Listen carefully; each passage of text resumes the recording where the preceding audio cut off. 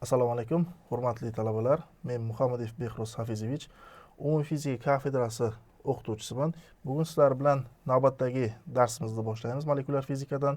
Bugungi amaliy mashg'ulotimizning mavzusi ko'chish jarayonlarining elementar kinetik nazariyasi, molekulalarning o'rtacha erkin yugurish yo'lini aniqlash haqida bo'ladi.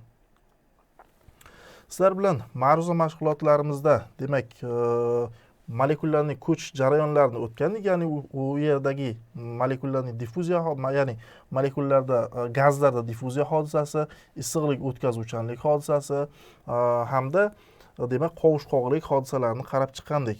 Va buni real gazlar uchun yoki bo'lmasa real gazlar uchun hamda vakuum uchun ham, ya'ni past bosimlarda ham qarab chiqqan edik. Xo'p, demak, bugun shu mavzuga oid masalalar ishlaymiz va qisqacha nazariyasi bilan yana bir tanishib o'tamiz. Xo'p, bizda endi berilgan gazning gaz hajmidagi molekulalarning o'zaro to'qnashishi bor edi. Ya'ni vaqt birligida gaz molekulalarining o'rtacha to'qnashishlar soni z bilan belgilanardi va bu z teng ildiz osti 2 pi d kvadrat n ko'paytirilgan v o'rtacha kvadratlik tezligi ko'paytmasiga teng edi. Xo'p, bu formuladan ko'rinib turibdiki, molekulalarning o'zaro to'qnashishlar soni quyidagi parametrlarga bog'liq ekan. Bu molekulalarning effektiv diametri, molekulalarning konsentratsiyasi hamda o'rtacha arifmetik tezligi yoki kvadrat, bu yerda demak arifmetik tezligiga demak proporsional holatda bo'lar ekan. Ya'ni molekulalarning effektiv diametri qancha katta bo'lsa, shuncha demak molekulalarning to'qnashuvi ko'p bo'ladi. Sababi aytib o'tgandikki, o'sha effektiv kesim yuzasi bor edi. Ya'ni bu d bu yerda effektiv kesim yuzasi orqali ifodalanyapti. 2 ildiz osti 2 pi d kvadrat. Bu yoki sigma bilan ham belgilashimiz mumkin edi. Effektiv kesim diametri mana shu qancha katta bo'lsa, to'qnashishlar shuncha ko'p bo'ladi. Keyingi kattaligimiz endi ikkita ketma-ket to'qnashishlar orasidagi vaqt. Ikkita ketma-ket to'qnashishlar orasidagi vaqt turlicha bo'ladi. Sababi barcha ikkita to'qnashuvlar orasidagi vaqt bir xil bo'lmaydi. Masofa bir xil emas molekulalar orasida. Shuning uchun ham biz o'rtacha vaqtdan foydalanamiz. Ya'ni o'rtacha ikkita ketma-ket to'qnashishlar orasidagi vaqt. Bu 1 taqsim z ga teng, ya'ni 1 taqsim molekulalarning o'rtacha to'qnashuvlar, demak, formulasining qiymatini olib kelib qo'yamiz. Va bizda sigma bu yerda aytib o'tganimiz yuqorida pi d kvadratga teng. Bu molekulalarning effektiv sochilish kesimi hisoblanadi. Ya'ni bu degani ikkita o'sha molekulaning demak markazi joylashgan o'sha silindr idish hisoblanadi. Silindrik hajm hisoblanadi. Keyingi kattaligimiz gaz molekulalarining o'rtacha erkin yugurish yo'li. O'rtacha erkin yugurish yo'li deb ikkita ketma-ket to'qnashishlar orasidagi masofaga aytilardi. Bu ham barcha to'qnashishlar uchun bir xil emas. Shuning uchun ham buning ham o'rtachasi olinadi. Ya'ni tezlikni o'sha to'qnashishlar soniga nisbatiga olinadi. Hop, buni demak z o'rniga yuqoridagi ildiz osti 2 n sigma ko'paytirilgan v ni olib kelib qo'ysa, ya'ni yuqoridan, va v lar qisqarib ketsa, tezliklar, o'rtacha arifmetik tezliklar qisqarib ketsa, u holda 1 taqsim ildiz osti 2 n sigmaga teng bo'lar ekan. Xo'p, endi bizda buni n gaz konsentratsiyasini boshqa parametrlar orqali ifodalashimiz mumkin. Buning uchun demak Klaperon tenglamasi yoki universal gaz, bu yerda endi Klaperon tenglamasi emas, balki o'sha molekulyar kinetik nazariyadagi bosim tenglamasidan foydalandik. P barobar nk ga teng edi va bu yerdan konsentratsiyani topib, demak endi o'rniga olib kelib qo'ysa agar quyidagicha ifodaga ega bo'lamiz. Ya'ni lambda bu o'rtacha erkin yugurish yo'limiz teng ekan kt taqsim ildiz osti 2 sigma ko'paytirilgan p ga. Ya'ni bundan ko'rinib turibdiki, o'rtacha erkin yugurish yo'limiz temperaturaga to'g'ri proporsional, bosimga teskari proporsional bo'lyapti. Ya'ni bosim oshgan sari molekulalar orasidagi masofa kichrayadi va to'qnashishlar, ya'ni molekulalarning erkin yugurish yo'li kamayadi. Yoki buni quyidagicha ham yozishimiz mumkin. Bu yerda effektiv kesimni o'rniga pi d kvadrat yozsa agar, u holatda tenglamamiz kt taqsim ildiz osti 2 pi d kvadrat ko'paytirilgan p ga teng bo'ladi. Endi gaz massalar m1 va m2, radiuslari r1 va r2 bo'lsin hamda konsentratsiyalari n1 va n2 bo'lgan molekulalardan tashkil topgan ideal gaz holatda qarab chiqsak. Demak, buning uchun birinchi erkin yugurish yo'limiz, ya'ni birinchi holat uchun bu 1 taqsim ildiz osti 2 n1 sigma 1,2 plus demak ildiz osti 1 plus n1 taqsim m2 n2 sigma 1,2 ga teng bo'ladi va ikkinchisi ham xuddi shunday, demak ikkinchisi birinchisiga ta'siri natijasida bo'ladi. Bu demak lyamda 2 bilan belgilaymiz. Bu yerda sigmamiz aytib o'tganimizdek pi d kvadratga teng, ikkinchisi ham xuddi shunaqa teng. Va bu yerda effektiv kesim yuzalari tengligi sababli buni demak quyidagicha yozib olishimiz mumkin. Ya'ni pi r1 plus r2 ning kvadrati. Ya'ni bu yerdagi d masofamiz ikkita r masofaga teng edi. Molekulalarning bu yerda o'sha radiuslarining yig'indisi. Sababi silindrik idishda faqat o'sha to'qnash sodir bo'ladi qachonki ikkita, ya'ni qachonki tashqi molekulaning nimasi markazi o'sha diametrda silindrning ichiga yotgan taqdirdagina demak to'qnashish hosil bo'lardi. Demak D1 va D2 bu yerda molekulalarning effektiv diametri hisoblanadi. Shunga muvofiq demak birinchi masalamizda ishlaymiz. Birinchi masalaning sharti quyidagicha. Normal sharoitda, ya'ni normal sharoitimiz bu bosim 10⁵ paskal, temperaturamiz esa 0 gradus Selsiy yoki 273 gradus Kelvinga teng bo'ladi. Hajmi 0,5 litr bo'lgan idishda kislorod bor. Bu hajmdagi kislorod molekulalarining o'rtacha vaqt birligidagi to'qnashlarning umumiy sonini topish kerak. Kislorodning effektiv diametri berilgan ekan, bizga 0,38 nanometrga teng. Berilgan bizga hajm berilgan, bu 0,5 litrimiz 5⁻⁻⁴ metr kubga teng. Asosiy birlikka aylantirsak bosimimiz demak 10⁵ paskal normal atmosfera bosimi, temperaturamiz bor 273 gradus Kelvinga hamda diametri bor. Effektiv diametr hamda demak kislorodning molyar massasi bu 32 10 darajasi -3 kilogramm taqsim molda tashkil etadi. Topish kerak demak molekulalarning umumiy to'qnashuvlar sonini. Ikkita ketma-ket to'qnashuvlar orasidagi vaqtni quyidagicha topardik biz. Ya'ni tau barobar 1 taqsim z ga teng edi. Yoki bu 1 taqsim z o'rniga, ya'ni to'qnashuvlar sonini olib kelib qo'ysak, ildiz osti 2 n sigma ko'paytirilgan v ga teng edi. Sigmani o'rniga pi d kvadrat qo'yamiz hamda n bu yerda molekulalarning konsentratsiyasi hisoblanadi. Va u holda birlik hajmda bitta molekulaning vaqt birligi ichida to'qnashuvlar sonini topadigan bo'lsa agar, z barobar ildiz osti 2 pi d kvadrat n v ga teng bo'ladi. Bu bitta molekulamizning vaqt birligi ichidagi to'qnashuvlar soni. Birlik hajmdagi barcha molekulalarning to'qnashuvlarining umumiy soni esa z ko'paytirilgan n taqsim 2 ga teng. Ya'ni umumiy molekulalarni topishimiz uchun bu yerda n ga ko'paytirib oldik. N bu yerda molekulalarning konsentratsiyasi. Hop, V hajmdagi molekulalar to'qnashuvlar soni esa quyidagicha topiladi. Z0 barobar Z ko'paytirilgan V. Ya'ni butun hajmga ko'paytirishimiz kerak. Bu holatda tenglamamiz quyidagini oladi. Z o'rniga yuqoridagi Z o'rniga yuqorida topgan formulamizni olib kelib qo'ydik. Taqsim 2 ko'paytirilgan V ga. Ya'ni konsentratsiyani qo'ydik. Oldingi konsentratsiya bilan kvadrati bo'lyapti. Hop, gaz holatining asosiy tenglamasidan molekulalarning konsentratsiyasini topamiz. Ya'ni bosim, ideal gaz bosim ifodasidan bu yerda demak P taqsim KT ga teng bo'ladi.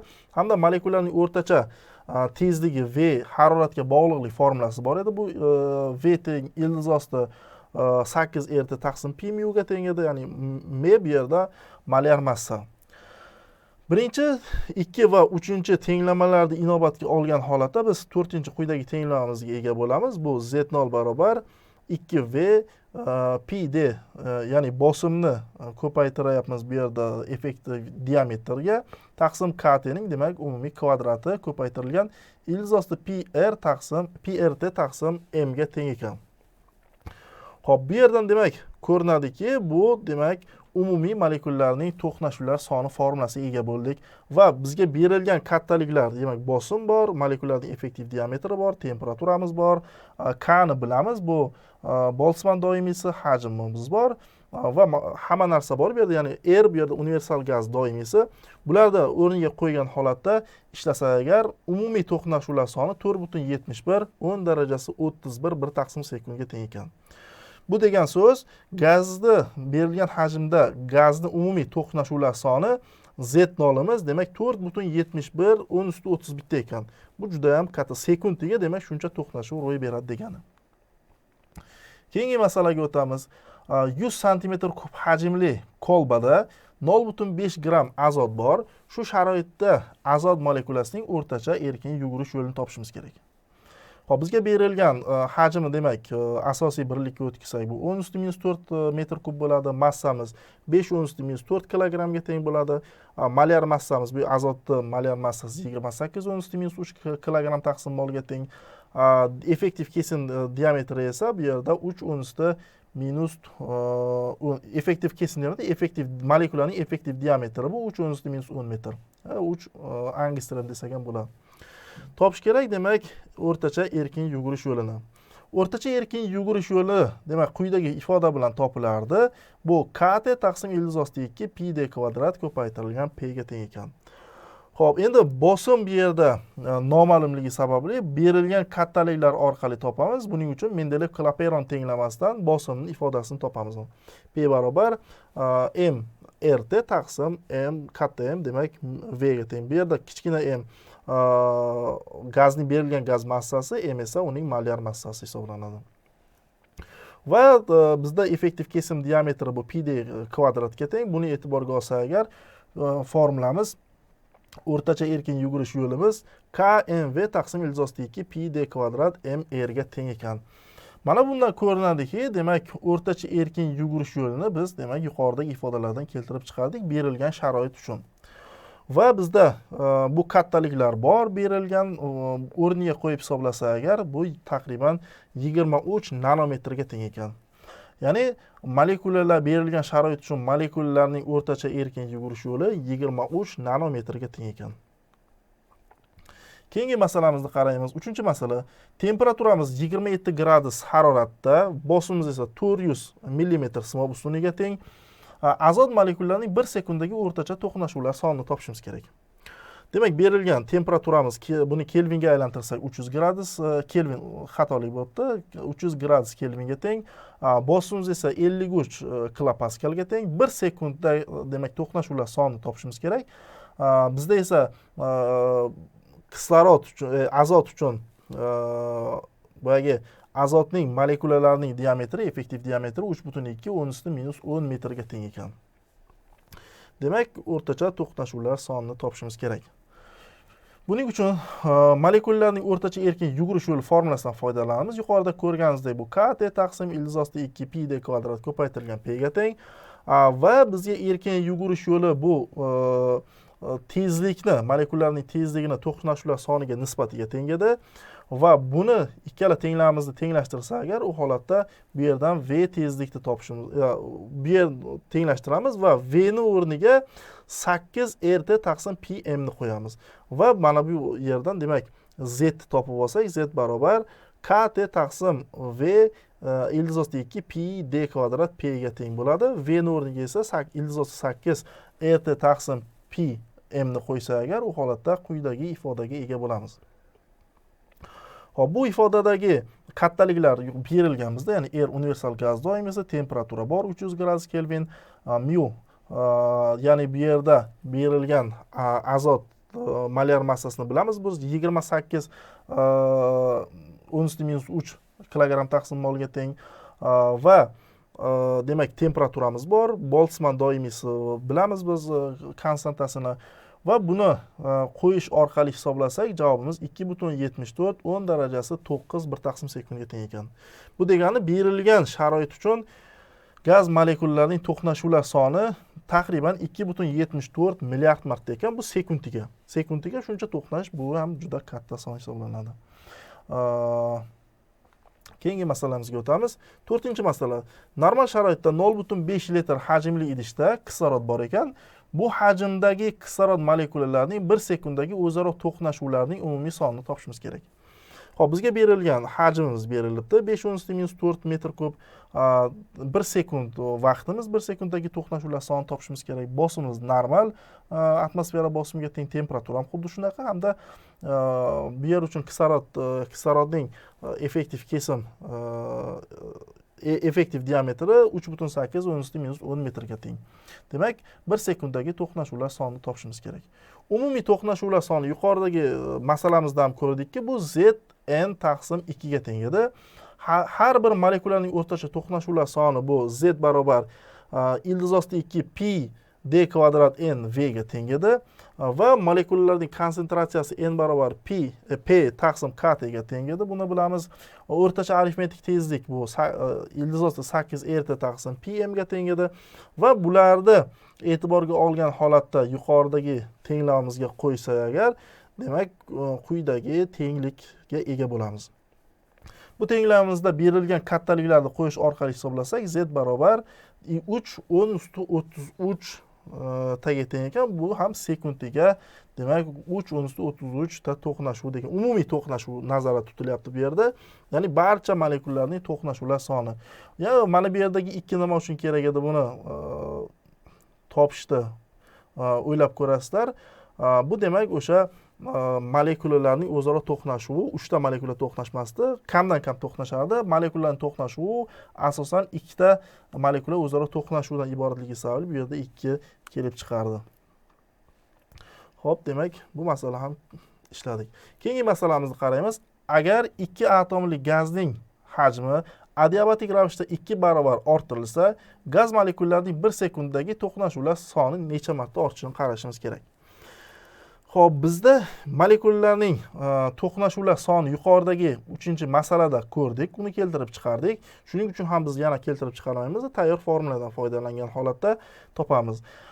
Va bu demak vaqt birligi ichidagi molekulalarning o'rtacha to'qnashuvlar soni.